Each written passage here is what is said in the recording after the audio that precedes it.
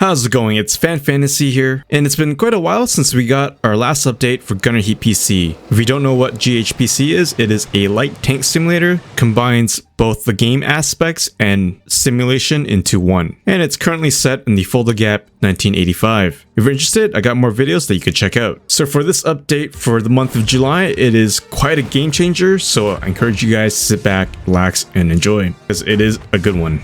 First, we got mission customization. Instant missions can now be customized after winning. To unlock the customization, you must complete it first, which will then give you an option to customize tanks, IFVs, ATGMs, and even ammunition, which we'll talk more about it later. Essentially, you can mix match your team or swap the teams around.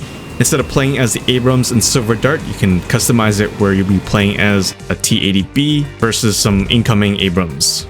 Or you can even customize a mission to have a fictional war between the GDR versus the USSR. And also the rounds that were once available in the campaign can now be used in the instant action missions as an extra challenge. Note that training missions cannot be swapped, but ammunition can be changed. Neutral missions are unlocked by default, and the rally mission cannot be customized, and some vehicles or incompatible vehicles like the M901 ITV are not in the options. This new feature should provide a refreshing experience and some new interesting scenarios. But let me know your thoughts on this. Next, we also got some new vehicles, well, newer variants to be exact, but for those who are fans of the T-72, we got some newer variants that are available in Gunner Heat PC. We got the KPZ T-72, T-72 UV1, and the T-72 UV2.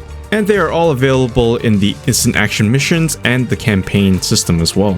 We got the original T-72, which looks kinda naked compared to what we're used to seeing in Gunner Heat PC, is equipped with the laser rangefinder, but with a little less protection.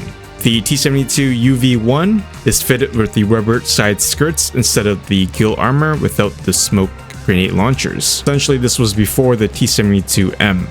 We also got the T-72 UV2, which is basically a T-72M but with weld-on glacis plate on the hull for better protection.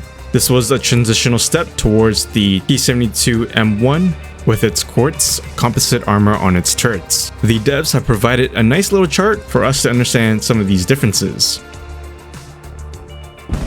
Another thing that I mentioned earlier is ammunition changes, and this is also kind of a game changer depending on how you see it, but we now have the M77-4 Sable round for the US tanks. Before this update, all US tanks had the M833 rounds, which are a little bit better than the M77-4.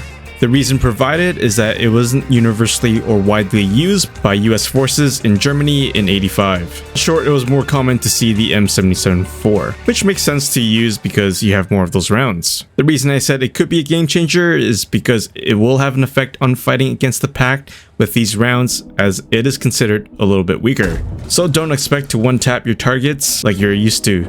So make sure you get your shots accurate and on center mass. They've also included the M735 Sable rounds, which performs a little worse than the other two rounds. Overall, the rounds in the game have been improved in their consistency and performance to reflect what's been researched in the real world.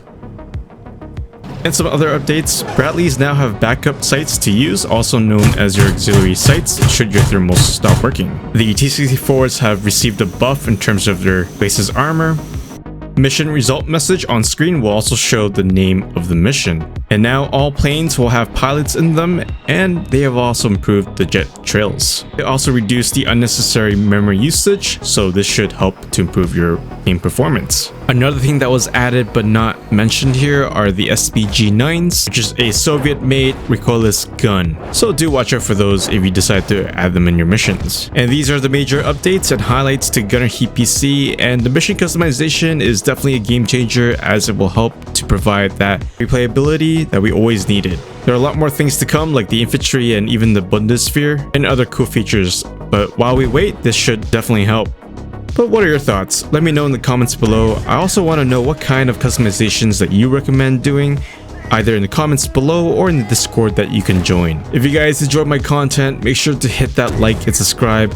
I'm almost at 10k, so it'll mean a lot if you enjoy my content. And I'll be covering more Gunner Heat PC. And as always, I'll see you guys in my next video.